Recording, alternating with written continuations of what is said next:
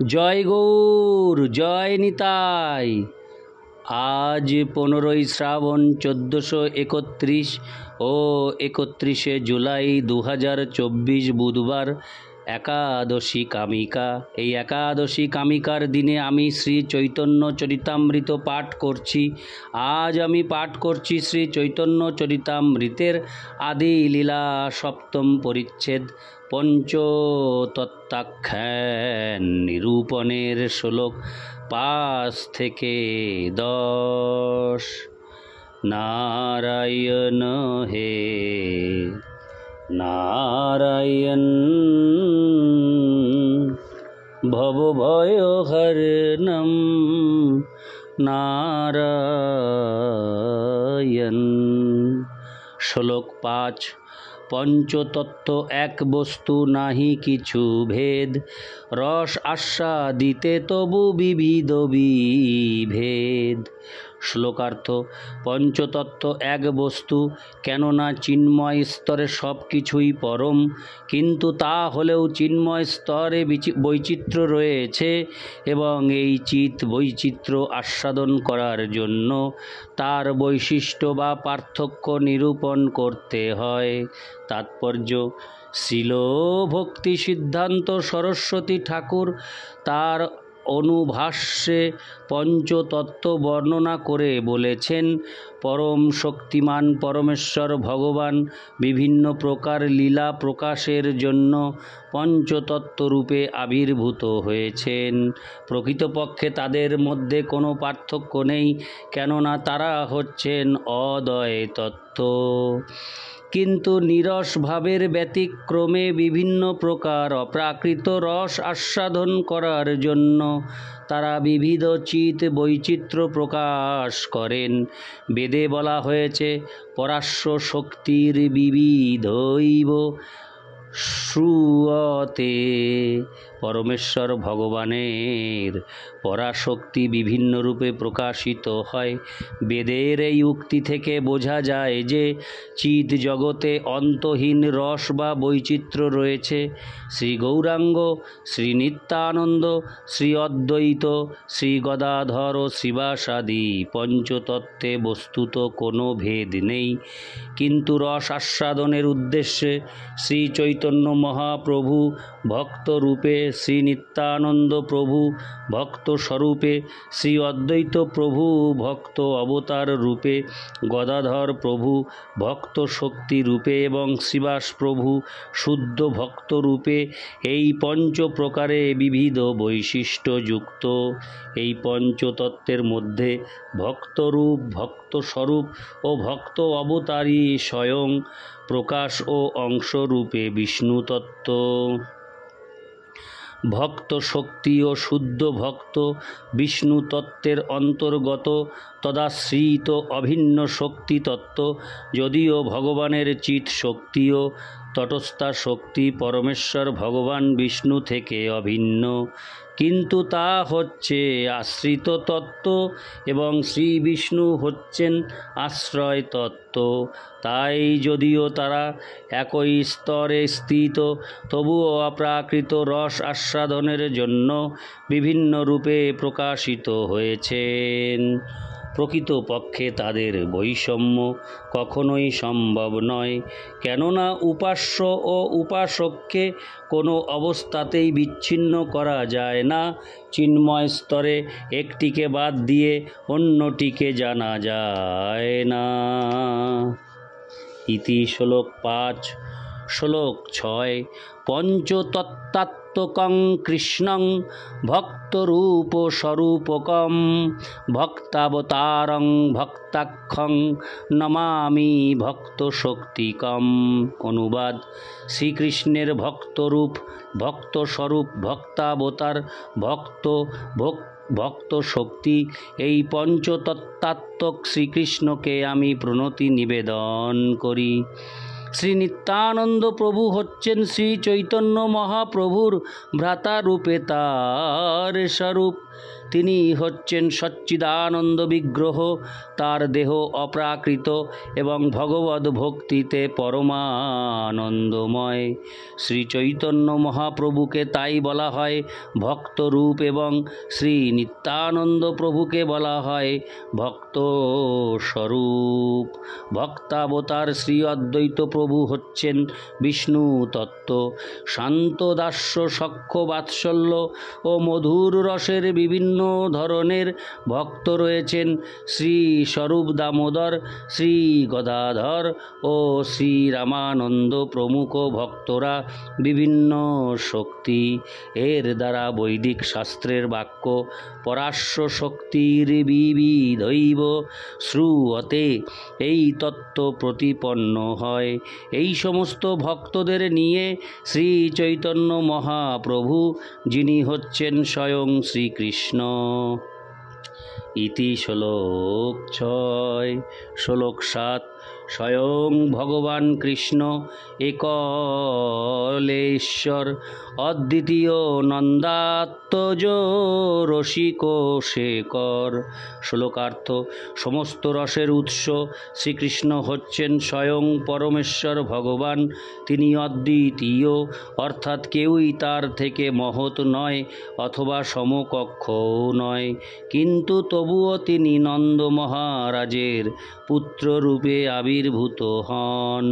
তাৎপর্য: এই শ্লোকে পরমেশ্বর ভগবান শ্রীকৃষ্ণের যথার্থ স্বরূপ বর্ণনা করে শ্রীল কৃষ্ণদাস কবিরাজ গোস্বামী বলেছেন যে, যদিও তিনি হচ্ছেন অদ্বিতীয় এবং সমস্ত চিন্ময় রসের উৎস, তবুও তিনি নন্দ মহারাজ ও যশোদা মায়ের পুত্ররূপে আবির্ভূত হয়েছেন। ইতি শ্লোক 7। শ্লোক 8।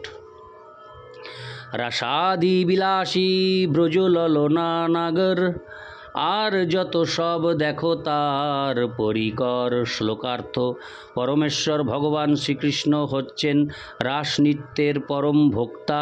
তিনি হচ্ছেন ব্রজ ললনাদের নাগর এবং আর সকলেই হচ্ছেন তার পরিকর।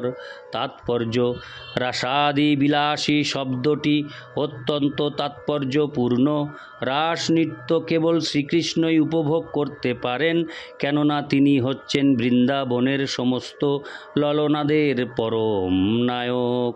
অন্য সমস্ত হচ্ছেন তার ভক্ত ও পার্ষদ। যদিও কেউই পরমেশ্বর ভগবান শ্রীকৃষ্ণের সমকক্ষ হতে পারে না, তবুও বহু প্রতারক পাষণ্ড রয়েছে যারা শ্রীকৃষ্ণের রাসনৃত্যের অনুকরণ করে। তারা মায়াবাদী এবং সকলেরই উচিত তাদের থেকে সাবধান থাকা। রাসনৃত্য কেবল শ্রীকৃষ্ণই বিলাস করতে পারেন, অন্য কেউই তা পারে না। ইতি শ্লোক 8। শ্লোক 9। সেই কৃষ্ণ অবতীর্ণ শ্রীকৃষ্ণ চৈতন্য, সেই পরিকরগণ সঙ্গে সব ধন্য। শ্লোকার্থ: সেই শ্রীকৃষ্ণই শ্রীকৃষ্ণ চৈতন্য মহাপ্রভু রূপে তার নিত্য পার্ষদদের সঙ্গে নিয়ে অবতীর্ণ হয়েছেন। তার পার্ষদগণও তারই মতো মহিমান্বিত। ইতি শ্লোক 9। শ্লোক 10। একলে ঈশ্বর তথ্য চৈতন্য ঈশ্বর, ভক্ত ভাবময় তার শুদ্ধ কলেবর। শ্লোকার্থ: পরম নিয়ন্তা ও পরম পুরুষ ভগবান শ্রী চৈতন্য মহাপ্রভু ভক্তভাব অবলম্বন করেছেন, কিন্তু তবুও তার দেহ সব রকম জড় কলুষ থেকে মুক্ত, বিশুদ্ধ। তাৎপর্য: ঈশত তত্ত্ব, জীব তত্ত্ব ও শক্তি তত্ত্ব আদি বিভিন্ন তত্ত্ব রয়েছে। ঈশতত্ত্ব বলতে পরম চেতন সত্তা ভগবান শ্রীবিষ্ণুকে বোঝায়। কঠ উপনিষদে বলা হয়েছে, নিত্য নিত্যানাং চেতনশ্চেতনানাম। পরমেশ্বর ভগবান হচ্ছেন সমস্ত নিত্য বস্তুর মধ্যে পরম নিত্য এবং সমস্ত চেতন বস্তুর মধ্যে পরম চেতন। জীব নিত্য এবং চেতন শক্তি, কিন্তু আয়তনগতভাবে তারা অত্যন্ত ক্ষুদ্র। আর পরমেশ্বর ভগবান হচ্ছেন পরম চেতন এবং পরম নিত্য। পরম নিত্য কখনোই জড়া প্রকৃতিজাত অনিত্য দেহ ধারণ করেন না। কিন্তু সেই পরম নিত্যের অংশ জীবের সেই প্রবণতা রয়েছে। এভাবেই বৈদিক মন্ত্র অনুসারে পরমেশ্বর ভগবান হচ্ছেন অসংখ্য জীবের একমাত্র পরম প্রভু। মায়াবাদী দার্শনিকেরা অনুচৈতন্য জীবকে বিভু চৈতন্য পরমেশ্বরের সমপর্যায়ভুক্ত করার চেষ্টা করে। যেহেতু তারা উভয়ের মধ্যে কোনো পার্থক্য স্বীকার করে না, তাই তাদের দর্শনকে বলা হয় অদ্বৈতবাদ। বাস্তবিকই উভয়ের মধ্যে পার্থক্য রয়েছে। এই শ্লোকটিতে মায়াবাদীদের বিশেষভাবে বোঝানো হয়েছে যে পরমেশ্বর ভগবান হচ্ছেন পরম নিয়ন্তা। শ্রীচৈতন্য মহাপ্রভু অভিন্ন ব্রজেন্দ্র নন্দন হয়েও তাকে শ্রীকৃষ্ণকে ভজনীয় বস্তু বিচারে তারই সেবা ভাবময় বিগ্রহ ধারণ করেন। ভগবদ্গীতায় বর্ণনা করা হয়েছে যে পরমেশ্বর ভগবান শ্রীকৃষ্ণ যখন মনুষ্যরূপ ধারণ করে এই জগতে অবতীর্ণ হন, তখন মূর্খ লোকেরা তাকে একজন সাধারণ মানুষ বলে মনে করে। যারা এই রকম ভ্রান্ত বিচার করে তাদের বলা হয় মূঢ়। তাই মূর্খের মতো শ্রী চৈতন্য মহাপ্রভুকে একজন সাধারণ মানুষ বলে মনে করা উচিত নয়। তিনি ভক্তভাব অবলম্বন করেছেন, কিন্তু তিনিই হচ্ছেন পরমেশ্বর ভগবান। শ্রী চৈতন্য মহাপ্রভুর আবির্ভাবের পর বহু নকল অবতার বেরিয়েছে। যারা বুঝতে পারে না যে শ্রী চৈতন্য মহাপ্রভু হচ্ছেন স্বয়ং শ্রীকৃষ্ণ এবং তিনি কোনো সাধারণ মানুষ নন। অল্প বুদ্ধি সম্পন্ন মানুষেরা কোনো সাধারণ মানুষকে ভগবান বলে প্রচার করে তাদের নিজেদের ভগবান তৈরি করে। সেটি তাদের মস্ত বড় ভুল। তাই এখানে তার শুদ্ধ কলেবর এই কথাটির দ্বারা সাবধান করে দিয়ে বলা হয়েছে যে শ্রী চৈতন্য মহাপ্রভুর দেহ জড় নয়, তা বিশুদ্ধ চিন্ময়। তাই যদিও শ্রী চৈতন্য মহাপ্রভু ভক্তরূপে আবির্ভূত হয়েছেন, তবুও তাকে একজন সাধারণ ভক্ত বলে মনে করা উচিত নয়। সেই সঙ্গে আমাদের এটিও বুঝতে হবে যে যদিও শ্রী চৈতন্য মহাপ্রভু হচ্ছেন পরমেশ্বর ভগবান, কিন্তু যেহেতু তিনি ভক্তভাব অবলম্বন করে অবতীর্ণ হয়েছেন, তাই তার এই লীলা ভেদের জন্য তাকে শ্রীকৃষ্ণের সমপর্যায়ভুক্ত করাও উচিত নয়। সেই সঙ্গে আমাদের এটিও বুঝতে হবে যে যদিও শ্রী চৈতন্য মহাপ্রভু হচ্ছেন পরমেশ্বর ভগবান, কিন্তু যেহেতু তিনি ভক্তভাব অবলম্বন করে অবতীর্ণ হয়েছেন, তাই তার এই লীলা ভেদের জন্য তাকে শ্রীকৃষ্ণের সমপর্যায়ভুক্ত করা উচিত নয়। শ্রী চৈতন্যদেব স্বয়ং পরমেশ্বর হলেও সেবকোচিত লীলা প্রদর্শনকারী, অর্থাৎ ভক্তের লীলা প্রদর্শনকারী। তাই শ্রীকৃষ্ণ চৈতন্য মহাপ্রভুকে যদি কেউ কৃষ্ণ বা বিষ্ণু বলে সম্বোধন করতেন, তখন এই ভগবান সম্বোধন না শোনার জন্য তিনি কানে আঙুল দিতেন। গৌরাঙ্গ নাগরী নামক এক শ্রেণীর তথাকথিত ভক্ত রয়েছে, যারা শ্রী চৈতন্য মহাপ্রভুর বিগ্রহ নিয়ে কৃষ্ণলীলার অভিনয় করে। এটি একটি মস্ত বড় ভুল এবং একে বলা হয় রসাভাস। শ্রী চৈতন্য মহাপ্রভু যখন ভক্তভাব অবলম্বন করেছেন, তখন তাকে পরমেশ্বর ভগবান বলে সম্বোধন করে বিরক্ত করা উচিত নয়। নারায়ণ হে নারায়ণ ভবভয়হরণম নারায়ণ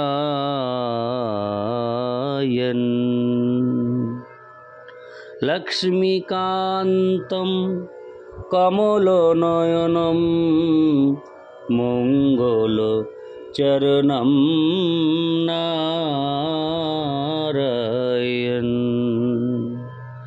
জয় গৌর, জয় নিতাই, রাধেশ্যাম, হরি বল।